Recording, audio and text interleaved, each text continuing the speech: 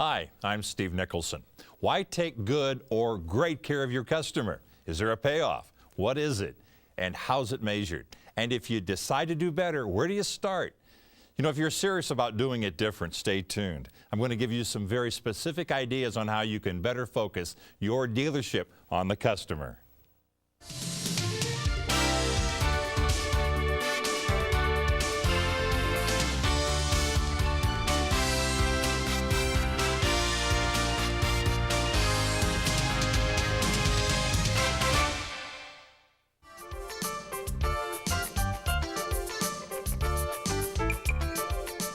Hello everyone and welcome to this series, Satisfying Customers with Steve Nicholson. You know, today's show is called The Real CSI Payoff. And as you all know, the manufacturers have been focusing a lot of our energies today around satisfying the customer, be it Ford's Blue Oval or the Chrysler 5-Star or other initiatives out there today. You know, this is the first of 4 broadcasts on that very topic. And I'm going to give you strategies and I'll share specific processes, not about manipulation or buying ratings, but to address the real reason why, at least in my opinion, satisfaction is important, and that's to retain the customer. We all know or have heard of those numbers. It's cheaper to keep the customer than to go out and get a brand new one. There's more gross profit. You know, in 1994, I spoke at the NADA convention on the topic, Used Cars, the Future. I think that a last-minute cancellation. And while I think I understand the process that can lead to a great used car department, what I really thought I knew best back then was to have a great used car department, you had to really retain the customer. And this is how I see it. And this is a note I actually had up on the chart at NADA. It's a little bit different because we all know in 1994 we didn't have the internet. But as a customer, this is the customer's view. They go out and they're going to shop all makes and models. As an example, if you're a Chevrolet store, they may go shop Ford or Chrysler.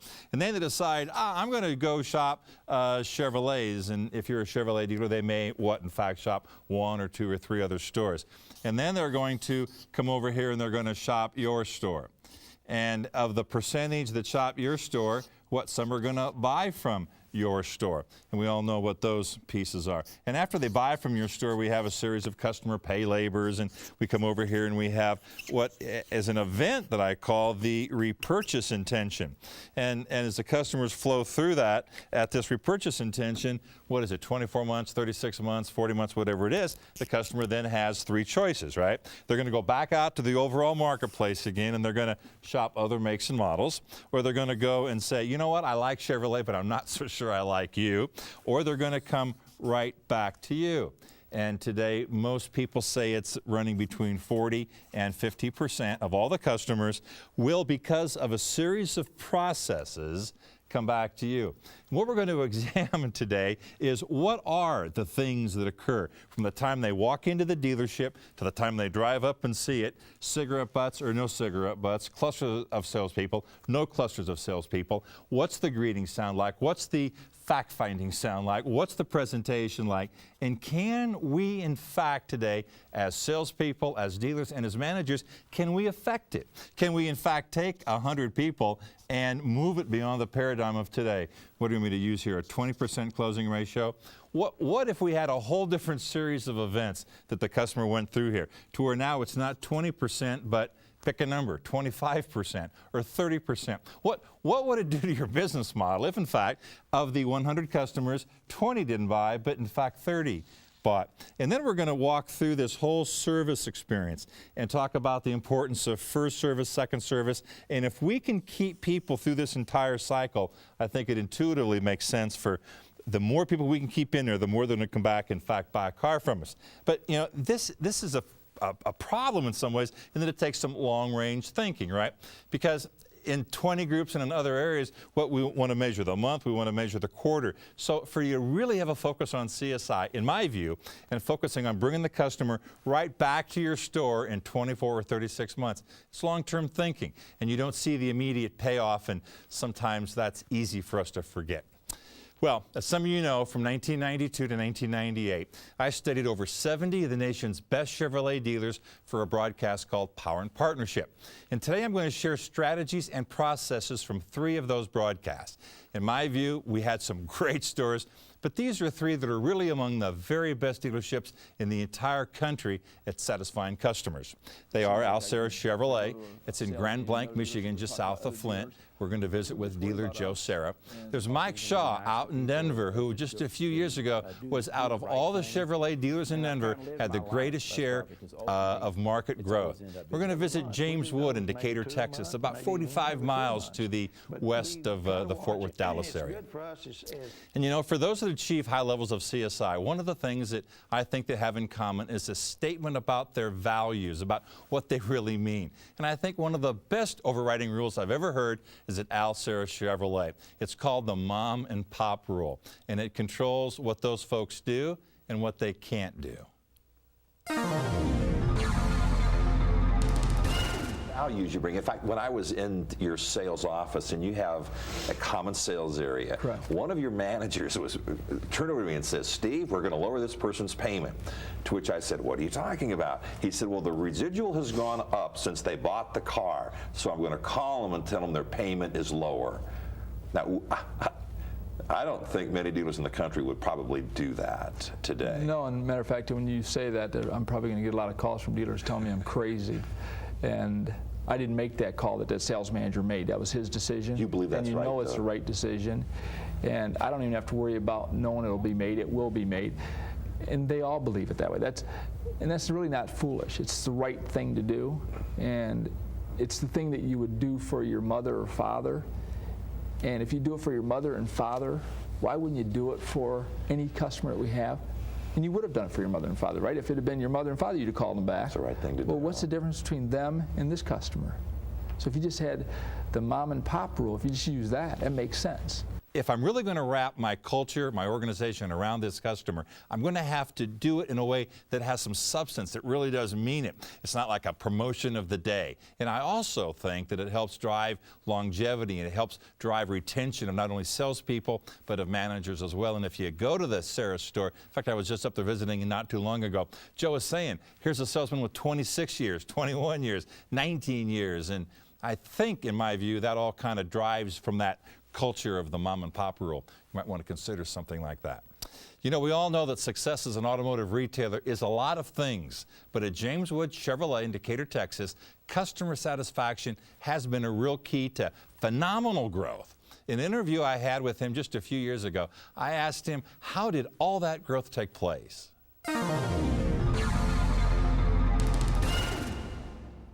Of course, I really think it's a combination of a lot of things. The main one being James Wood himself and his outlook on the way to do business and to take care of customers.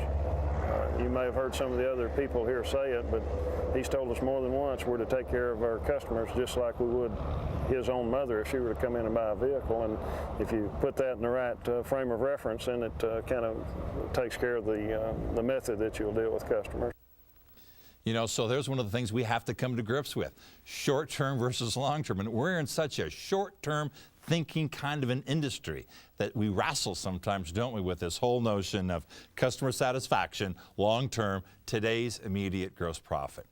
Well, you know, the automotive industry has had a lot of legends, many current, many in the past. Maybe one of the very best I've ever met is Al Serra. You know, he built an empire of some 20 dealerships with personal funds, not public funds, and created one of the most customer-focused groups of dealerships I've ever seen. Intense experience. I always felt like I was being taken care of, and that what I wanted was taken into consideration and was most important, not what they wanted me to have. It was what did I want. Well, I've always felt that it was really important to make sure that we took care of people. My dad told me one time that business wasn't really that difficult as long as you took care of the customers. That if you take care of them, your business will always do pretty well. I think I've kept that in mind, that taking care of them was important. But how do you take care of them? Because certainly I can't personally take care of all of them, but so you take care of them through your people. And so hiring good people is really important. You know, as you go through your day as a dealer or as a manager, there's a lot of ways to focus your energies, including looking or watching or studying other dealers. But you know, for Joe Serra, it's just not the way it is. He doesn't think you're ever going to get ahead of the other people, get ahead of the crowd if you just keep watching them. He has his own objectives, his own strategies, and he focuses on his dealership goals, doesn't worry about what others are doing. Pressure in the other dealers. I don't spend a lot of time worrying about the other dealers, and I think in our business, other dealers do that. We always grab the Sunday paper and want to know what the other dealers are doing, and it seems like if I go to a sales meeting in another dealership, they're talking about other dealers. We just worry about us, and I mean that sincerely. We can only control us. That's all. The only thing I have control over, and so that's what we focus on. So what they do and don't do, I mean. Our auto industry is a little soap opera as it is anyways, and so we just try to stay in our own little world. You know, isn't that logical? Doesn't it make such great sense? But you know, to do that, you have to have taken the time as a group of people, a group of leaders, to get up on top of your business. You can't just be in it every day and then talk about being strategically lined up with where you're headed, in my opinion. You know, let's take a look at putting this whole thing of customer satisfaction into kind of the way that I, in fact, view that it comes through the dealership. This whole thing has to start, number one, with leadership. You know, and guess what? That's you, that's me, and that's our ability to actually be a good person, be in the business, care about our people. You know, we have to care, we have to empower, we have to train, right? Those things. But in my view, at least, you can't really have great CSI without that. The second key to this whole thing is about employees. And that's all the way from, you got to be able to spell employees two ways, right? And that's the ability to attract them, to keep them, to train them, and to be able to get, you know, some happiness stuff. Third thing is they have to have certain skills. You know, be it the phone receptionist. I mean, how often do you and I call a dealership and say, boy, was that terrible? Well, we have to ask the question, how was the training? How often do we see a salesperson that was with a customer for 7 minutes or 2 minutes and we say, boy, that was terrible? Well, how about the skills? How about the training? Number 4 is the process. You know, what are your dealership processes? Remember, as we talked about 100 shop your store and 20 buy. Well, what are those 18, 36, or however many steps or processes? What are they for your dealership? And how do you know that they're lined up to creating extraordinary service satisfaction with your customers? And step number 5 we have is service value. So you've got to create some real stuff.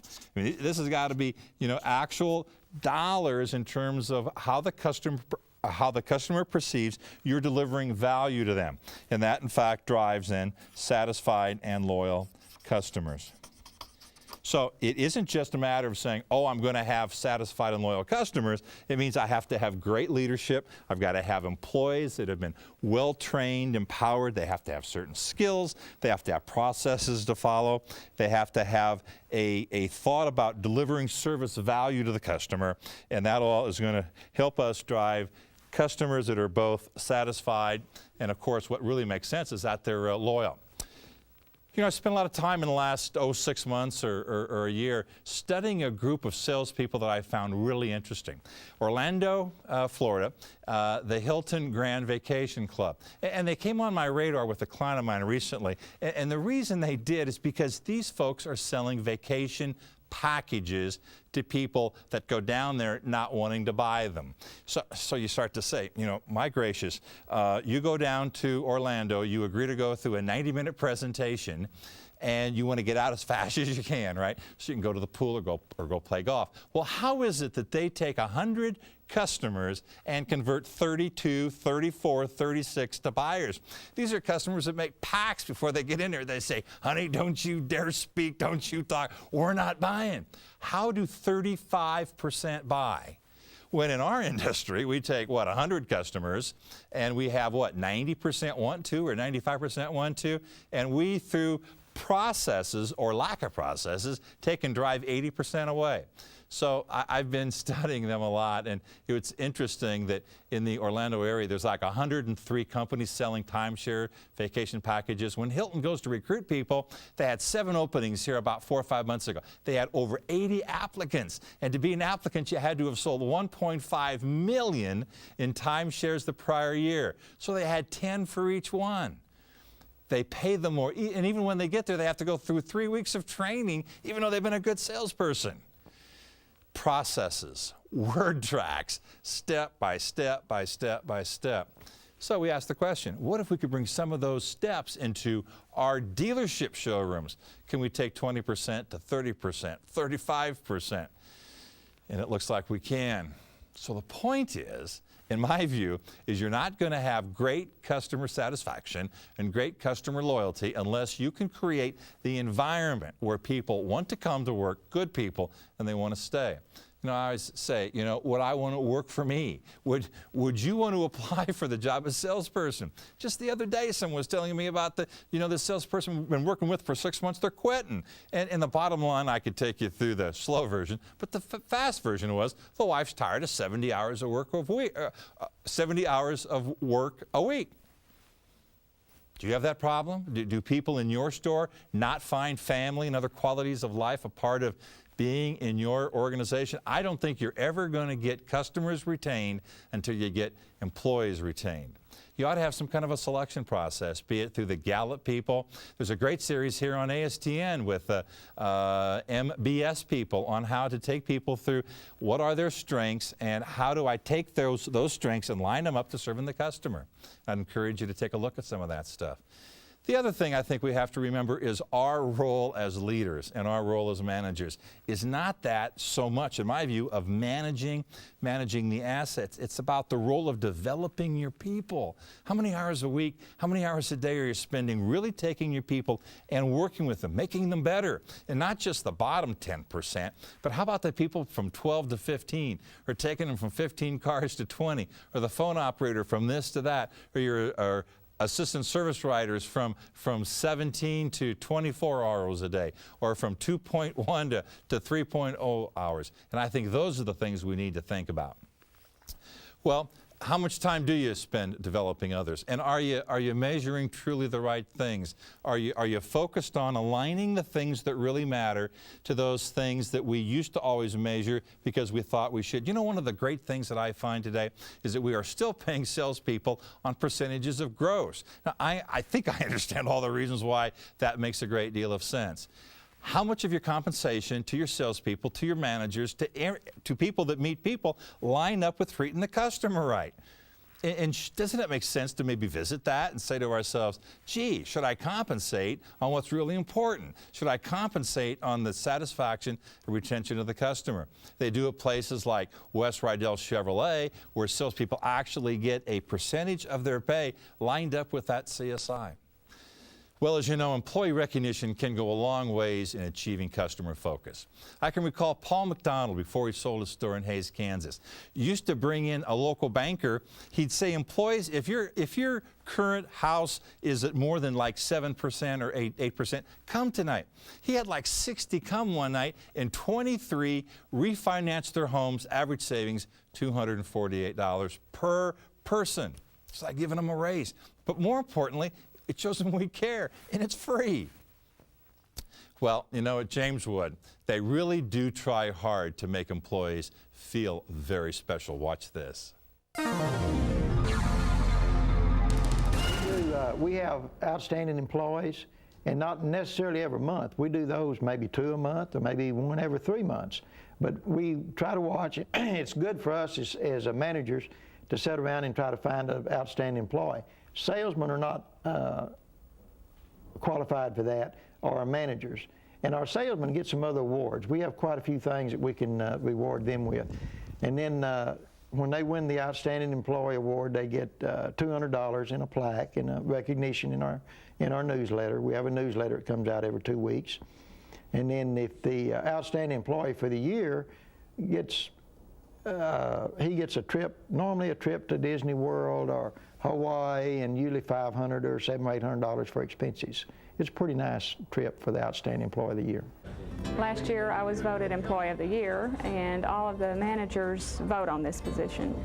I felt really lucky to be able to be voted this and recognized in this way, because a lot of people just say, well, you're doing a good job, or they might not even tell you you're doing a good job.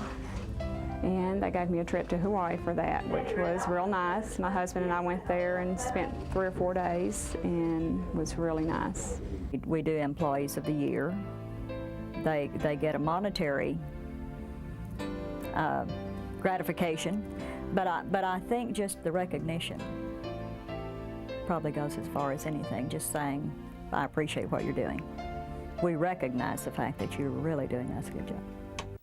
You know, I think you have to ask yourself, if you accept the notion that your employees will never care more for your customers than you care about them, how do you measure it?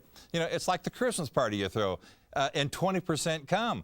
I think that's telling you that, at least from their perception, you don't care as much as maybe you think you do. But you know, one of the best ones I've ever heard was when this Mike Shaw guy picks up and goes and buys a dealership in Denver, someplace in Texas where he was running the store, and not one family, not 5 families, 10 families, many of them sell their houses, get up and move to Denver. You know, I was talking to Mike and I says, Mike, how can so many families do this? Well, I can't tell you how many people have asked me that question. How in the world can you get this many people just to move their families, come up here? And I think that it's probably really caring about them. I care about them. I care about their families. I feel a responsibility there. I've never lied to them. I've never cheated them. We just kind of, we try and do the right thing. I have a saying, it doesn't cost anything to be nice to people or to go to do the right thing. And I've kind of lived my life, that way, trying to do the right thing, whether it be in my business life or my personal life, try and have a real meaning and a purpose in the life, the things that you're doing. My business gives me the opportunity to do a lot of things in the community that I want to do. So I guess they trust me. And they've seen that I've not ever done any, in our business there's some tough guys out there, and I've always tried to do the right thing by my customers, by my employees, by my family. Even if it meant less profit. Absolutely. And always if it meant less profit, because ultimately it's always ended up being more profit. Now, I think that's a real key point. Did you hear what he said? Even if it meant less profit short term, because that drives the retention. That's the mom and pop rule. And I think that really is at the foundation of what we're talking about today. So, good leadership, good employees leads to high CSI. But as we all know, execution is where most of us break down. You know, that's why consulting is a $61 billion business, because some of us, including myself now, we need people to ask us, how's it going? Have you implemented it right? It has really so little to do with the overall idea. It's about the execution. It's like processes. It's like the Hilton Grand Vacation. They have 63 processes that walk them through the way the building looks, the way the cigarette butts are not there, the way the landscape is, the way you say hello, the way you sit and talk about the branding, and on and on and on. And if you don't have those, I think you're going to struggle to truly move that CSI needle up. Well, you know, I asked Mike Shaw what the key was of execution of all those good ideas. And you know what? He praised the process teams. I think one are the expectations that are set by me, by the management, and I think even within the employees, with the process teams, they'll take care of bad employees that are not doing what is expected around there. Just through peers? Just through Even through peers. I mean, we expect to be #1 in PDS and SSS. We expect to be the best, at all of it, and we're going to do whatever it takes to do that. But I think it's an attitude. It's an attitude and a culture saying that we want to be the best, and we're not going to accept anything better than that, and do whatever it takes to do that. And I think it's people that care all the way from it's everybody and every job caring, and the people understand what their expectations are. I mean, I go out on the service drive in the afternoon and we're backed up. I don't mind grabbing a chamois and finishing washing off some cars. So I think they understand that we need whatever it takes to take care of a customer is what we're going to do. And I don't know how you define that. I think one of the biggest ways is recognizing the people. I think that really that's how it's It's saying thank you for a job well done. Boy, thanks for the great focus, Mike. Why don't we all go out right now and find somebody and catch them doing something right? You know, thanks for joining us today. Please join me next time for CSI Ratings and You. That's the next show in our series. Also, don't forget to go to www.astn.com where you can download the workbook for the series. And for additional information on the things we've discussed today, or if you've got a best practice you'd like to share, please email me, nicholson@msn.com. Until next time, goodbye, everybody.